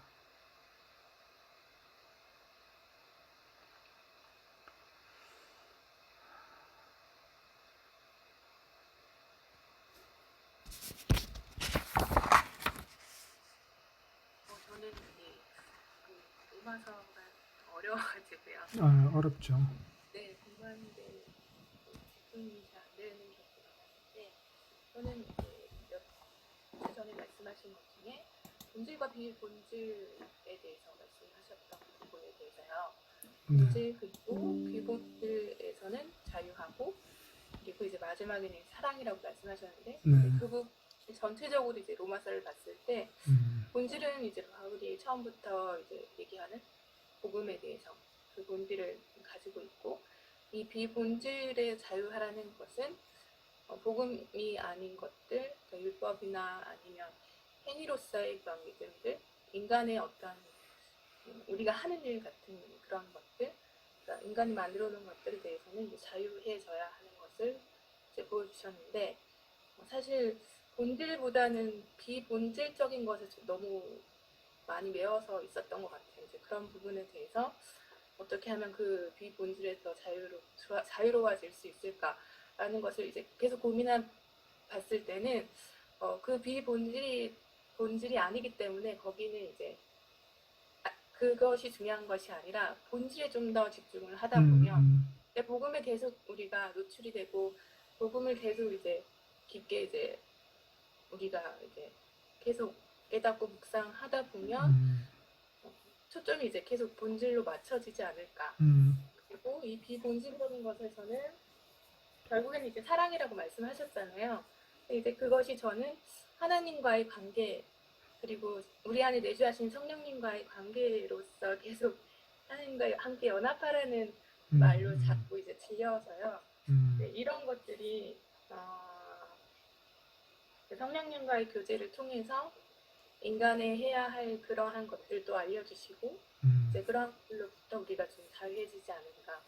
그리고 처음에는 복음으로 시작해서 이제 마지막 부분으로 이제 보면은 결국엔 바울이 계속 얘기하는 것은 이제 공동체 교회에서 얘기하고 나가 아니라 함께 이제 하는 세대들에 대해서 얘기를 했었을 걸 볼 때 이제 그런 부분에서도 우리가 너무 뭐랄까 인간이 하는 것들을 통해서 서로 이제 시험에 들지 않게끔 서로 이제 그런 모습들을 사랑으로 세워져 나아가는 것들을 계속 강조하고 있진 않나라는 생각이 들어서 전체 로마서를 훑었을 때 어렵기는 했지만 이 본질과 비본질 그리고 사랑 하나님과의 관계 안에서 이제 앞으로 삶을 살아가다 보면 그런 것들이 좀더 수월해지진 않을까라는 생각을 해봤습니다. 네네. 사도 바울의 시대에도 이게 여러 가지 논쟁거리가 많았고 핫 이슈들이 있었고 사람들을 감정 상하게 하는 어떤 그런 논쟁들이 있었는데 근데 그거에 대해서 이편 저편 들지 않고 사도 바울은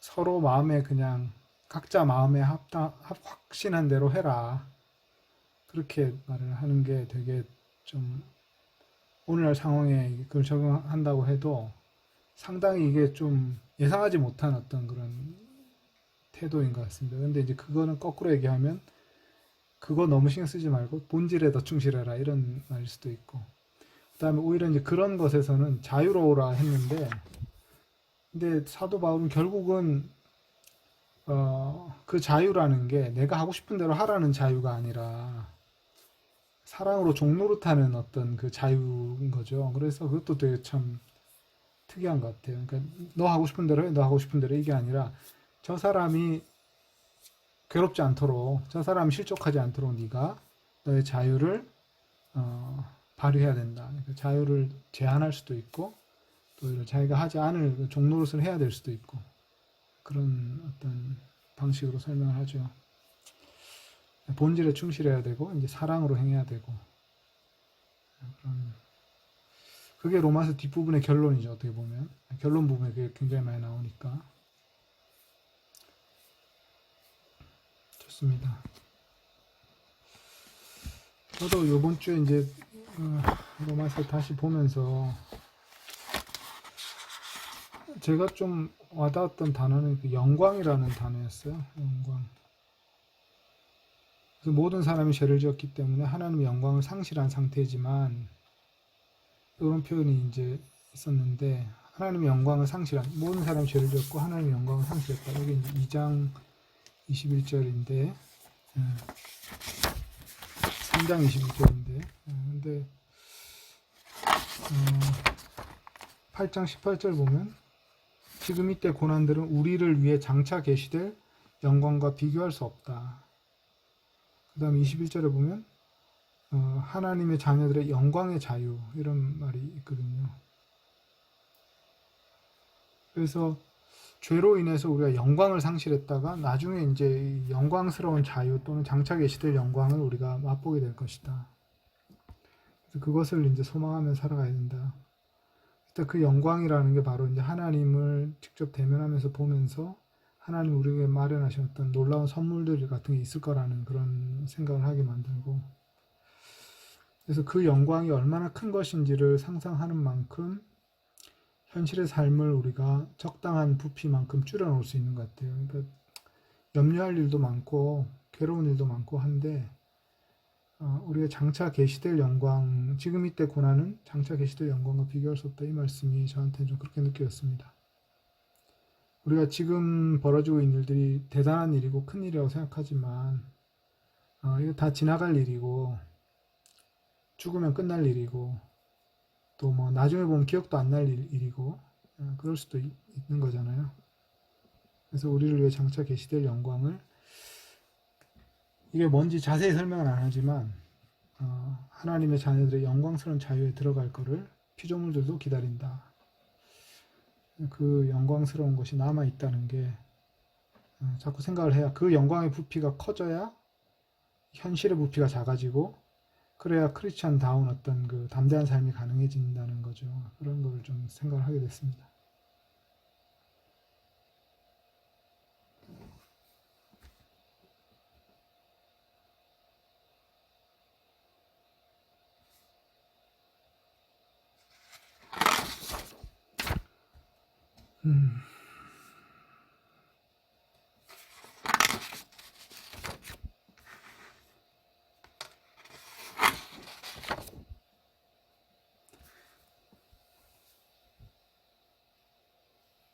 네, 뭐 우리 네, 호인 형제, 태근 형제 한마디씩 하시면 이제 마무리하면 될 것 같습니다. 네, 안 하려고 했는데 이제 이게 전체 내용을 아직 아울러서 네, 어떤 통찰하기에는 좀 아직 한 두 번째 하는 것 같은데 버거운 것 같고요. 다만 이제 부분적으로는 이번에 공부하면서 되게 와닿은 거는 1장에 나오는 믿음에서 믿음으로 부분이 이제 설명하실 때 신뢰와 신실 말씀하셨잖아요. 그게 좀 되게 많이 와닿았던 것 같아요. 그러니까 결국은 하나님을 신뢰함으로 시작해서 나도 누군가에게 신뢰받을 수 있는 존재가 되어야 되겠구나 라는 생각. 물론 이제 크리스찬으로서 그러니까 이 기독교의 어떤 핵심 명제 중에 하나인 거라는 생각이 들어요. 우리가 받은 것을 전하는 거잖아요. 네. 그래서 많은 크리스찬들이 좀 넘어야 될 산인 것 같아요. 받는 데는 되게 익숙하고 감사하는 데는 익숙한데 내가 또 감사받을 존재가 되고 또 이런 누군가의 어떤 존재가 되는 것들 이게 하나님이 정말 저희한테 원하시는 게 아닌가 믿음에서 믿음으로 되어지는 그래서, 네, 그런 것이 좀 생각이 많이 들었던 것 같습니다. 혹시 뭐 제가 그거에 대해 조금 기억 안 나시는 분을 위해서 덧붙이면 믿음이란 단어 피스티스는 두 가지 의미가 있다. 신뢰라는 의미도 있고 신실함이라는 의미도 있다. 그래서 믿음에서 믿음으로라고 했을 때 우리가 처음에는 신뢰, 하나님에 대한 신뢰의 믿음에서 시작하는 거고 신앙생활이 그래서 그렇게 해서 이제 우리 예수님 믿음으로 예수님을 신뢰함으로 변화되어서 새로운 삶을 살게 되고 변화되는데 결국 어디로 나타나냐면 신실한 모습으로 이렇게 들어가야 된다는 거죠. 신뢰함으로써 신실한 존재가 되어가는 어떤 그런 거를 로마서 1장에서 그 얘기를 하고 있다. 이제 그 말씀을 가지고 태영이제 나눠주신 것 같습니다.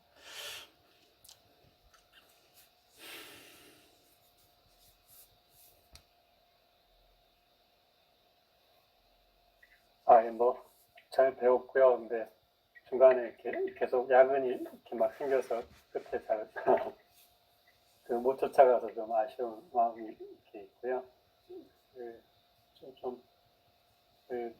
약간 뭐 소감 같은 거는 그러니까 사도 바울 하면 왠지 약간 교리나 되게 어렵고 깐깐한 그런 느낌에 이렇게 있는데 그런 이미지답지 않게 상당히 통 큰 자유를 이렇게 얘기하셨고 근데 우리를 보면 사실 교리나 우리의 이렇게 행동 이런 거 가지고 싸우면서 우리가 누려야 할 자유에 대해서 생각을 못 해봤는데 뒷부분에 오히려 이렇게 지금 이단 논쟁들 있잖아요. 그리고 또 너무 이제 켈빈주의나 이런 데서 좀 깐깐하게 보는 것들에 대해서 오히려 사도 바울께서 그거 가지고 너무 그러진 말아라라고 이렇게 했을 것 같은 그런 의아함 같은 것들이 이렇게 있어요. 그리고 목사님이 지난주인가 이렇게 코이노니아 이렇게 대천덕 신부니까 그러니까 그 얘기를 하니까 옛날 생각이 좀 나더라고요. 코이노니아라는 단어를 한동안 잊어먹고 있었는데 이게 이제 요한복음에서 내 안에 하나님 안에 예수님, 그리고 우리가 그 예수님 안에 있는 그 거함이 개인적으로만 생각했지만 그걸 확장해서 그런 속함 가운데 있는 성도들이 이렇게 누리는 교제로서 이제 코이노니아를 대천동 신부님이 그거 얘기하셨던 거구나라는 생각이 드니까 그때는 그냥 뭐 교제를 되게 중요시 생각하시네 뭐 그런 정도의 느낌이었는데 그러니까 좀 나이 먹어서 왜 그러셨나라는 생각이 좀 들었습니다. 그게 이제 삼위일체적인 어떤 관계로서의 코이노니아, 이게 이제 굉장히 신비해지는 거죠. 삼위일체라는 거는 성부가 성자 안에, 성부가 성자 안에, 성자가 성부 안에 그렇게 계신 거고, 우리가 그리스도 안에, 그리스도가 우리 안에. 이게 이제 삼위일체적인 상호 침투라 그러거든요. 상호 침투. 근데 그 상호 침투라고 말은 하지만 그게 뭔지 우리가 몰라요. 근데 이제 말은 그렇게 표현되어 있지만 그 신비한 거기 때문에 우리가 말할 수 없는 거예요. 근데 이제 그게 성령이 하시는 일이라는 거죠. 성령님이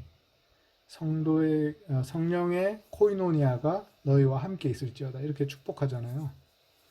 성령의 교통하심이, 그 교통하심이 이제 성령의 코이노니아 하게 하시는 분이라는 거죠. 그러니까 서로 상호 참여 또는 상호 침투, 상호 내주, 그런 신비한 관계를 맺게 하신다. 그러니까 하나님이 삼일체 안에서 누리는 그 관계를 성도들이 서로 그 관계 안에서 경험하게 하신다. 그거를 이제 코이노니아라고 말한 거고, 물론 코이노니아라는 말은 좀 더 세속적인 말인데 그거를 이제 굉장히 신비한 그 성령의 사역으로 승화시켜서 표현한 거죠. 그래서 우리가 코이노니아에 대해서 저도 이제 그때 대천도 신부님한테 이제 그 성도의 교제 그거에 대해서 뭐 말씀 많이 들었는데 이후로 이제 삼위일체 신학을 좀 더 보면서 삼위일체가 정말 신비한 거구나. 근데 그 신비함의 가장 좋은 부분을 우리도 경험하게 하시는구나, 성령님이.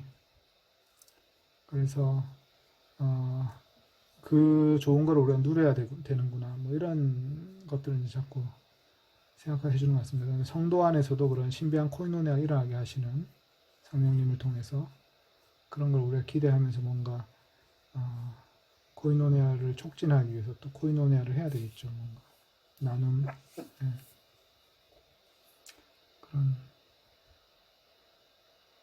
그런 이야기가 또 마지막 부분에 잠깐 나왔었죠. 성도의 코이노니아에 대해서 재물을 나누는 이야기였지만.